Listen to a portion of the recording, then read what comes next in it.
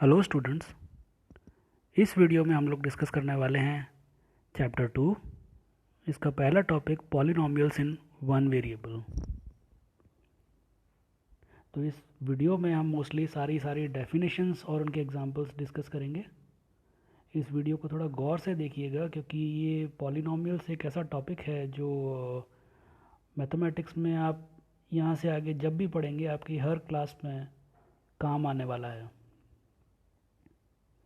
तो देखते हैं इस वीडियो में हम लोग क्या क्या चीज़ें सीखने वाले हैं। हम इसमें सीखेंगे constants and variables, polynomials in one variable, terms of a polynomial, coefficient, constant polynomials and zero polynomial, monomials, binomials and trinomials, degree of a polynomial, linear, quadratic and cubic polynomials. तो यहाँ ये सारी डेफिनेशंस मैंने आपको summarise करके यहाँ बताई हैं कि ये सब डेफिनेशंस और इनके एग्जांपल्स हम लोग आने वाली स्लाइड्स में पढ़ने वाले हैं। तो आप इन सारी डेफिनेशंस को ध्यान से सुनिएगा और ध्यान से समझिएगा, और जैसे जैसे आपको ये समझ में आती हैं वैसे वैसे आप इनके एग्जांपल्स अपनी तरफ से बना करके इस वीडियो के कमेंट सेक्शन में डाल सकते हैं। चलिए सबसे पहले हम शुरू करते हैं कांस्टेंट्स एंड वेरिएबल्स। तो किसी भी एक प्रॉब्लम के अंदर, कोई भी एक पर्टिकुलर प्रॉब्लम है, उसके अंदर कांस्टेंट की जो वैल्यू है वो चेंज नहीं होती है और वेरिएबल की वैल्यू पूरी प्रॉब्लम के दौरान चेंज हो सकती है।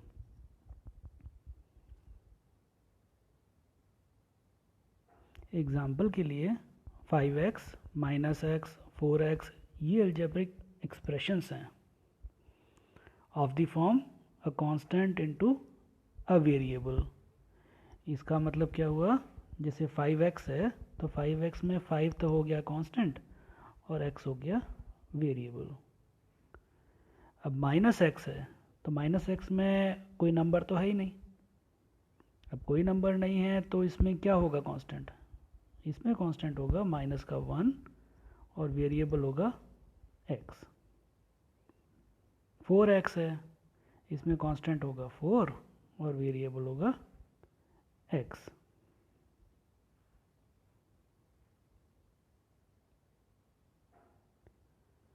So in this situation the variable is x, however the constant is changing।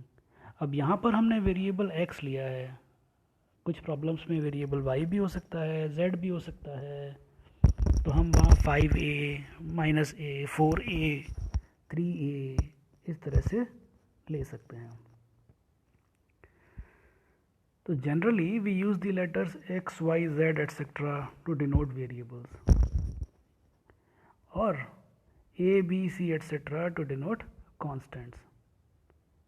So the expression above can be said as ax। यहाँ a की वैल्यू फर्स्ट इसमें हो गई 5, सेकेंड एग्जाम्पल में a की वैल्यू हो गई -1, थर्ड एग्जाम्पल में a की वैल्यू हो गई 4। इसको हम और कैसे समझ सकते हैं, मान लीजिए एग्जाम्पल के लिए एक स्क्वायर है, इस स्क्वायर की जो चारों साइड्स है मान लीजिए वो 5 सेंटीमीटर ईच है। अब आपको पता है स्क्वायर के पेरीमीटर का फॉर्मूला क्या होता है, स्क्वायर के पेरीमीटर का फॉर्मूला होता है 4 इंटू साइड्स। मान लीजिए इसकी साइड x है तो इसका पेरीमीटर कितना हो जाएगा 4x यानी इस वाले केस में ये वैल्यू हो जाएगी 20 सेंटीमीटर। तो इस केस में क्या है, 4 तो हो गया कांस्टेंट और x हो गया वेरिएबल। वेरिएबल कैसे, वेरिएबल ऐसे कि 4x जो है वो पेरीमीटर का फॉर्मूला हमेशा रहता है स्क्वायर के लिए, तो इसमें हमेशा हम साइड्स को 4 से ही मल्टीप्लाई करेंगे। यानी अगर हम कोई दूसरा स्क्वायर ले लें जिसमें साइड्स 10 सेंटीमीटर ईच हो, तो उस केस में भी ये फॉर्मूला तो यही रहेगा 4x, यानी इस बार वैल्यू हो जाएगी 4 इंटू 10, इसका मतलब 40 सेंटीमीटर। दूसरा एग्जांपल अगर हम ले लें, area of a circle pi R square. अब आपको पता है कि पाई इसकी वैल्यू क्या होती है 22/7 और रेडियस आर स्क्वायर। मान लीजिए किसी सर्कल का रेडियस 2 सेंटीमीटर है, तो उसका जो एरिया होगा वो होगा पाई इंटू 2 इंटू 2।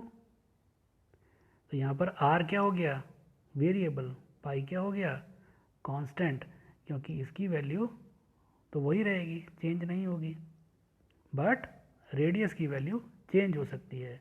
यानी इस बार मान लीजिए दूसरा सर्कल है जिसमें रेडियस की वैल्यू 5 है, तो इस बार जो एरिया होगा वो होगा 22/7 into 5 into 5। I hope in example से आपको क्लियर हो गया होगा कि कांस्टेंट और वेरिएबल क्या होते हैं।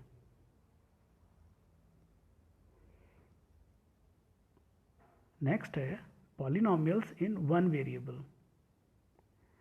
So polynomials in one variables are the algebraic expressions that have only one type of variable and the exponents of the variables are only whole number. Example के लिए आप यहाँ देखिए, जैसे ये वाला 5x और x, इसमें अगर हम देखें 5x अलग है और x अलग है, इन दोनों में से कोई सा भी एग्जाम्पल अगर हम देखें तो ये दोनों प्लस ये वाला 7x³ plus 2x² minus 4x plus 10, ये दोनों ही जो हैं वो पॉलिनोमियल्स हैं इन वेरिएबल x। तो हम इनको डिनोट कर सकते हैं इधर px और qx और rx एटसेट्रा से। यानी इसको हम लिख सकते हैं px equals to 7x³ plus 2x² minus 4x plus 10।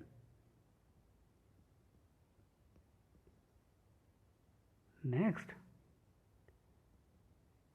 पिछली स्लाइड पर आपने देखा था कि हम वेरिएबल इसमें x, y, z एटसेट्रा हो सकते हैं। तो सेम जिस तरह से फर्स्ट वाले एग्जांपल में x था वेरिएबल, सेकंड वाले एग्जांपल में y वेरिएबल है और थर्ड वाले एग्जांपल में z वेरिएबल है। तो इसको हम या तो px, qx, rx एटसेट्रा से शो कर रहे थे, इसको हम py, qy, ry एटसेट्रा से शो करेंगे, और इसको pz, qz, rz एटसेट्रा से शो करेंगे, इनमें से कोई भी एक। आई होप आपको समझ में आया होगा polynomials in one variable. One variable का मतलब जो पूरा पॉलिनोमियल है उसमें एक ही तरह का वेरिएबल होगा। इस पूरे पॉलिनोमियल में सिर्फ एक तरह का वेरिएबल है x, इन दोनों पूरे पॉलिनोमियल्स में सिर्फ एक ही तरह का वेरिएबल है y, इधर इनमें सिर्फ एक ही तरह का वेरिएबल है z। यानी अगर एक पॉलिनोमियल में एक से ज़्यादा वेरिएबल्स हों, यानी किसी पॉलिनोमियल में x और y दोनों हों या x, y और z तीनों हों, तो वो पॉलिनोमियल्स इन वन वेरिएबल नहीं होगा।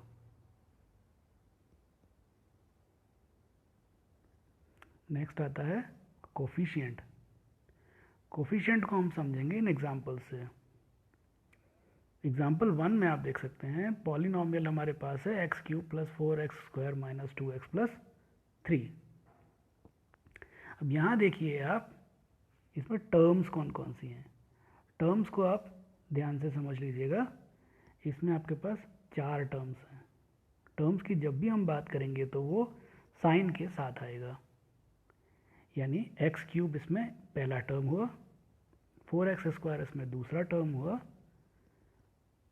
2x इसमें तीसरा टर्म नहीं है क्योंकि उसमें माइनस का साइन आ रहा है, तो हम कहेंगे माइनस का 2x तीसरा टर्म हुआ, और चौथा टर्म हुआ 3। तो यहाँ पर जो कोफिशिएंट्स हैं वो टर्म्स के हिसाब से होंगे। फर्स्ट टर्म है एक्स क्यूब, तो इसके लिए कोफिशिएंट हो गया 1, क्योंकि एक्स क्यूब में अगर कुछ भी मल्टीप्लाई नहीं हो रहा तो हम वहाँ मानेंगे 1। 1 को हम किसी भी नंबर से या वेरिएबल से हम मल्टीप्लाई करते हैं तो उसकी वैल्यू वो सेम नंबर या वेरिएबल होता है। सेकंड, 4x स्क्वायर के अंदर एक्स स्क्वायर का कोफिशिएंट 4 है। थर्ड, -2x में x का कोफिशिएंट -2 है।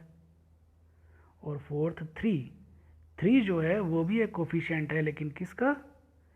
3 के साथ में मल्टीप्लाई हो रहा है 1, यानी 3 इंटू 1। और आपको पता है कि किसी भी नंबर की या वेरिएबल की पावर जब 0 होती है तो उसकी वैल्यू 1 होती है। अब क्योंकि ये पूरा पॉलिनोमियल इन वन वेरिएबल है, यानी पूरा पॉलिनोमियल x में है, तो यहाँ पर हम 3 के साथ भी x को ही लिखेंगे और इसकी पावर 0 हो जाएगी। तो ये हो जाएगा 3x की पावर 0, यानी 3 इंटू 1 यानी 3। तो 3 का मतलब क्या हुआ? 3 का मतलब हुआ 3x raise to the power 0। इसका मतलब 3 किसका कोफिशिएंट है? x raise to the power 0 का। एग्जैक्टली सेम एग्जाम्पल नंबर 2 में देख सकते हैं। 3x square plus 5x plus 7। यहाँ पर हमारे पास 3 टर्म्स हैं, 3x स्क्वायर, 5x और 7। फर्स्ट वाला जो है कोफिशिएंट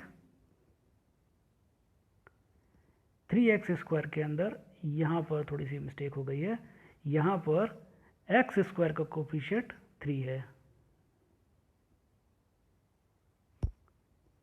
तो इसको आप ऐसे पढ़ेंगे, x स्क्वायर का कोफिशिएंट 3 है, यहाँ पर 5x का कोफिशिएंट 5 नहीं है, ये एक्चुअल में 5 कोफिशिएंट है x का, और यहाँ 7 कोफिशिएंट है x raise to the power 0 का।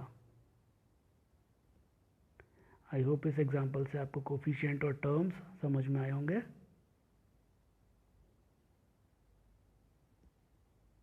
अब हम आते हैं constant polynomials and zero polynomials पर, ज़ीरो पॉलिनोमियल पर। तो पॉलिनोमियल्स लाइक 2, 3, -5, -8, यानी जो बिल्कुल एग्जैक्टली नंबर्स ही हैं, वो सारे कांस्टेंट पॉलिनोमियल्स होते हैं।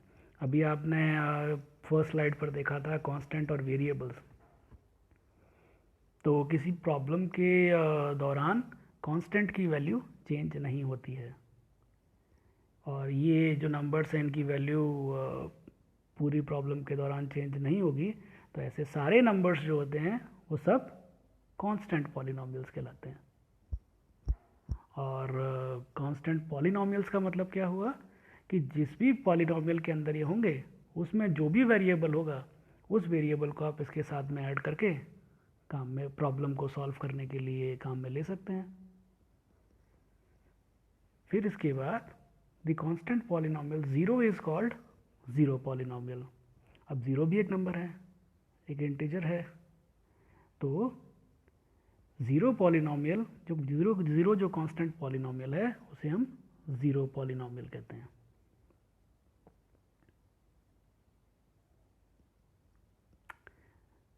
नेक्स्ट आता है मोनोमियल्स, बाइनोमियल्स एंड ट्राइनोमियल्स। सबसे पहले मोनोमियल क्या होता है? ध्यान रखिएगा, इस वाले कॉलम में टाइप है, इस वाले कॉलम में डेफिनेशन है, और इस पे उनके एग्जांपल्स हैं। तो मोनोमियल जो होता है वो होता है पॉलिनोमियल्स विद वन टर्म। अभी आपने टर्म्स को कोफिशिएंट वाली स्लाइड पर समझा था, तो आपको पता ही है टर्म्स क्या होता है। तो जो भी सिंगल टर्म वाले पॉलिनोमियल्स होते हैं उन्हें हम कहते हैं मोनोमियल। मोनोमियल में मोनो का मतलब होता है 1, बाइनोमियल में बाई का मतलब होता है 2, और ट्राई का मतलब होता है 3। तो जिसमें वन टर्म होता है ऐसे पॉलिनोमियल को हम मोनोमियल कहते हैं। एग्जाम्पल के लिए जैसे 3x स्क्वायर है, इसमें सिंगल टर्म है, 5x में सिंगल टर्म है, 7 है, इसमें भी सिंगल टर्म है, ये भी मोनोमियल है। 2u³ माइनस 5t⁴, ये सब मोनोमियल्स हैं। अब पॉलिनोमियल्स विथ 2 टर्म्स, इनको हम कहते हैं बाइनोमियल। 2 टर्म्स आप चेक कर सकते हैं, 3y² + 2 ये एक एग्जाम्पल है जिसमें 2 टर्म्स हैं, 3y² और 2। सेकेंड वाले एग्जाम्पल में आप देखिए 5t³ माइनस 4t, 2 टर्म्स हैं, 5t³ एक टर्म है और माइनस 4t दूसरा टर्म है। तीसरे एग्जाम्पल में देखिए -7u⁵5 एक टर्म है, प्लस 3u दूसरा टर्म है। तो ये पॉलिनोमियल्स विद 2 टर्म्स हो गया। अब आता है पॉलिनोमियल्स विद 3 टर्म्स। तो पॉलिनोमियल विद 3 टर्म्स को हम कहते हैं ट्राइनोमियल। आई होप आपको इन दोनों एग्जाम्पल से बहुत ही क्लियरली समझ में आ गया होगा कि ट्राइनोमियल में क्या होने वाला है। यहाँ पर 3 टर्म्स होने वाली हैं, तो जब 3 टर्म्स होती हैं तो उसको हम कहेंगे ट्राइनोमियल। यानी एग्जाम्पल नंबर 1 में देखिए 3y² एक टर्म हो गई, माइनस का 8y दूसरी टर्म हो गई और 2 तीसरी टर्म हो गई। तीनों टर्म से मिलकर के एक पॉलिनोमियल बना 3y² माइनस 8y + 2, तो ये हो गया ट्राइनोमियल। इसी तरह से आप बाकी के 2 एग्जाम्पल्स को भी इजीली समझ सकते हैं। आई होप आपको मोनोमियल्स, बाइनोमियल्स और ट्राइनोमियल्स क्लियर हो गया है। अब हम बात करेंगे डिग्री ऑफ अ पॉलिनोमियल की। तो डिग्री ऑफ अ पॉलिनोमियल जो होती है वो किसी भी पॉलिनोमियल की हाईएस्ट पावर के बराबर होती है। एग्जाम्पल के लिए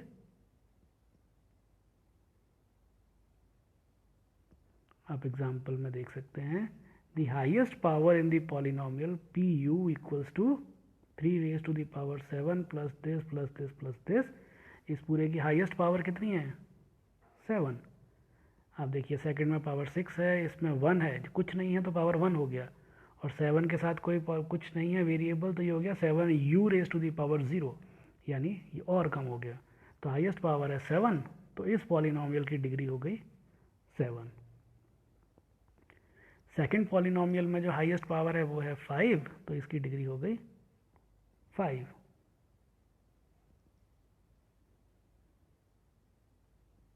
अब इसके बाद है the degree of a non zero constant polynomial is 0।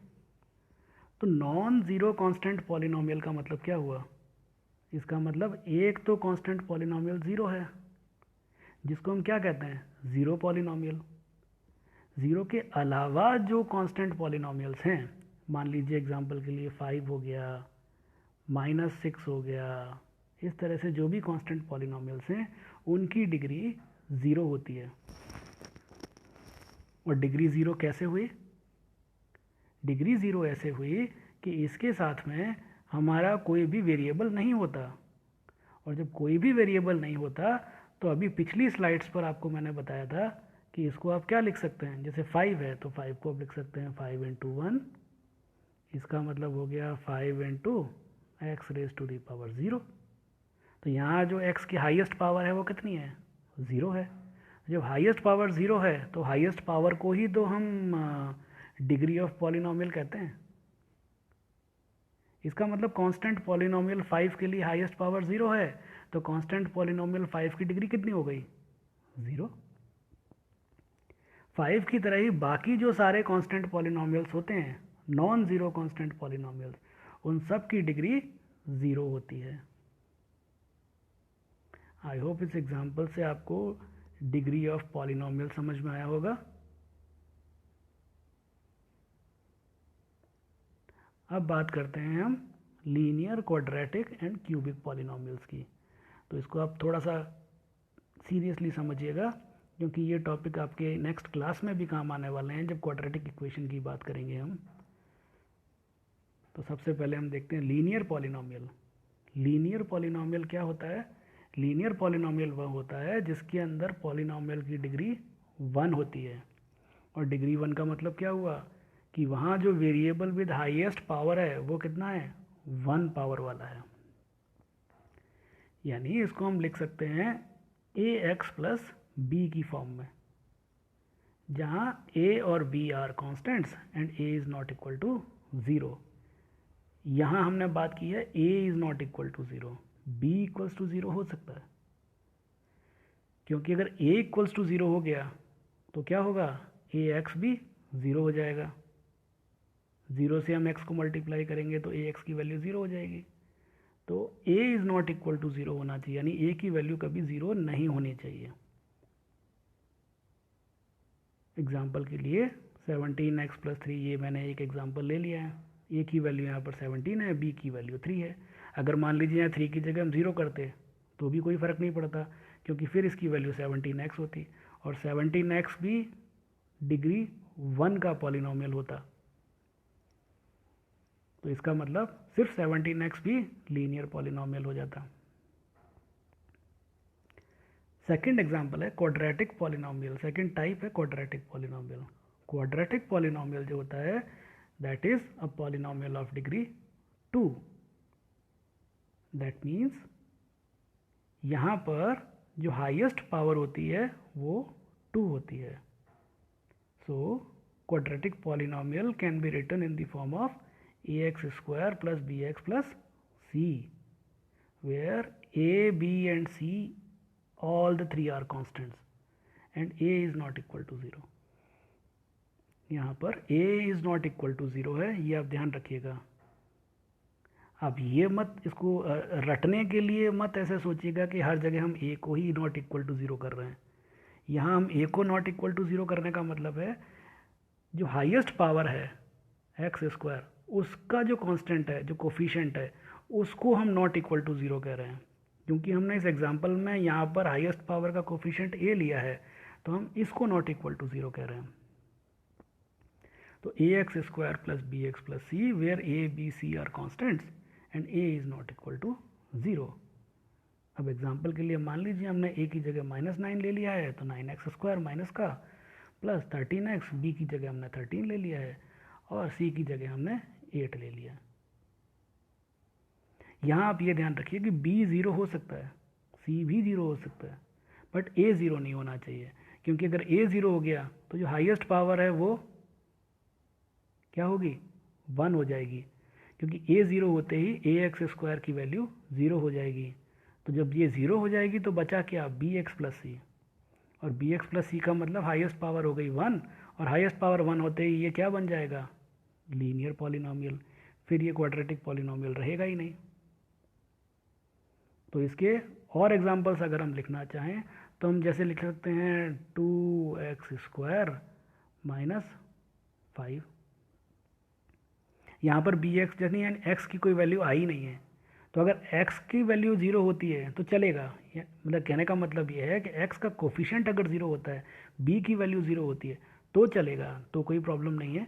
But a का कोफिशिएंट 0 नहीं होना चाहिए, क्योंकि अगर a का कोफिशिएंट 0 हो गया तो ax स्क्वायर की वैल्यू 0 हो जाएगी और फिर वो लीनियर पॉलिनोमियल बन जाएगा।